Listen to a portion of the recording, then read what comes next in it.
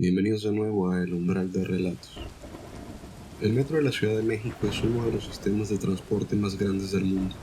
Un laberinto de líneas, transbordos y pasillos que la mayoría de los capitalinos navegan a memoria. Pero hoy hay personas que en ese mismo metro vivieron algo que no encaja con ninguna explicación normal. No vieron figuras ni escucharon voces. Fue algo más extraño que eso. El tiempo dejó de funcionar. El espacio se dobló y la realidad por unos minutos fue otra. Hoy les traigo 4 de esas historias, todas en el metro, todas narradas por personas que todavía no saben lo que les pasó. Así que ponte cómodo y apaga las luces. Historia 1. El bicipuerto vacío. Quien cuenta esto trabaja cerca del hospital La Raza y tomaba el metrobús casi todos los días. Pero una mañana se le antojó un tamal dorado de los que venden afuera del bicipuerto y decidió tomar el metro en su lugar. El vagón iba inusualmente tranquilo, nada de la aglomeración típica de la hora pico. Pensó que había tenido suerte. Cuando salió del vagón, notó que todos los locales dentro de la estación estaban cerrados. Eran alrededor de las 7 de la mañana, una hora en que normalmente ya hay bastante movimiento. Subió las escaleras hacia el bicipuerto y se percató que tampoco había nadie, ni una persona, ni un puesto, ni siquiera estaba el señor de los tamales. La zona que a esa hora debería estar llena de movimiento estaba completamente desierta. El miedo llegó rápido, dio media vuelta, bajó de nuevo al metro buscando gente y encontró lo mismo, los andenes vacíos. Volvió a subir por las mismas escaleras y todo estaba lleno, gente caminando, puestos abiertos, el ruido normal de la mañana, como si nada hubiera pasado, como si los 2 minutos anteriores no hubieran existido. Historia 2. De Atlalilco a Cerro de la Estrella. Esta historia es más breve, pero tiene algo que la hace especialmente difícil de descartar. Iba hacia Iztapalapa, alrededor de las 11 de la mañana. El tren avanzaba normal hasta que, en algún punto, la estación que apareció no era la siguiente en la ruta. El tren había saltado de Atlalilco directamente a Cerro de la Estrella, sin parada y sin anuncio, sin que nadie dentro del vagón lo notara, excepto 2 personas, quien narra la historia y una señora mayor que ya estaba de pie lista para bajar en Iztapalapa. La señora la miró con una mezcla de confusión y alarma y le preguntó en voz baja: "No pasamos Iztapalapa, ¿cierto?". Historia 3. La chica de las muñecas. Una joven que colecciona muñecas fue a Valderas a buscar una que le faltaba. Durante el trayecto en metro se sintió extraña, una sensación difícil de definir. Cuando salió al exterior, algo en el ambiente se veía distinto. No sabía precisar qué, así que siguió adelante. Encontró la muñeca que buscaba y la compró. Fue caminando de regreso cuando empezó a notar la ropa de la gente. Era de otra época, usada con la misma naturalidad con que cualquier persona usa lo que tiene puesto. Una niña se acercó a ver la muñeca y le preguntó sobre ella. La joven le dijo que la había comprado para su colección.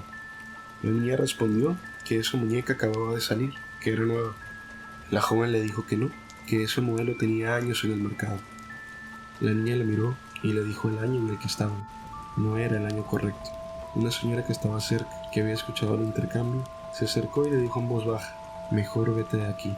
La joven caminó rápido de vuelta al metro y dice que en el momento en el que el tren arrancó, la sensación extraña que había traído desde el principio desapareció por completo, como si el metro fuera el umbral entre ese lugar y el suyo. Historia 4. Los pasillos de Chabacano. Quien vivió este suceso se dedicaba a ventas por internet y usaba el metro para hacer entregas. Por preocupación siempre iba sola, pero con la ubicación compartida en tiempo real con su hermano. Ese día iba a Chabacano. El tren venía lleno y tardó más de lo normal en cada estación, así que llegó con 20 o 30 minutos de retraso a la entrega. Cuando llegó al punto de encuentro miró su reloj. Marcaba 10 minutos antes de la hora acordada. Había salido tarde, el trayecto había sido lento, y sin embargo llegó antes de tiempo. No tuvo oportunidad de pensar demasiado en eso porque tenía más entregas pendientes, así que siguió adelante. Bajó unas escaleras hacia un pasillo de transbordo, pasó junto a un baño, y al salir algo había cambiado. La gente había desaparecido, los puestos de agua que normalmente estaban ahí estaban vacíos y cerrados. El pasillo, que debería estar lleno a esa hora, estaba completamente desierto, y las paredes eran de un color que no correspondía a la línea por la que debería estar transitando. Intentó regresar, el camino se alargaba, pasaba por las mismas zonas una y otra vez sin llegar a ningún lado, como si el pasillo se hubiera vuelto circular. Revisó el teléfono, no cambiaba la hora, no llegaban los mensajes. A lo lejos, vio que el color de las paredes cambiaba hacia un tono diferente.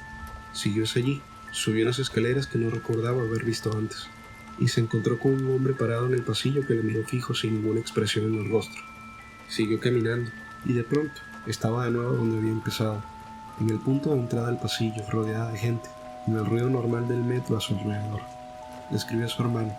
Él le respondió que su ubicación había estado marcando una zona lejana al metro, y le preguntaba si se encontraba bien. Ella calcula que estuvo perdida entre 30 minutos y una hora. Su reloj decía que habían pasado minutos. Dice que sabe que mucha gente le dirá que simplemente se desorientó, que el metro tiene pasillos confusos, pero insiste en algo que es difícil refutar.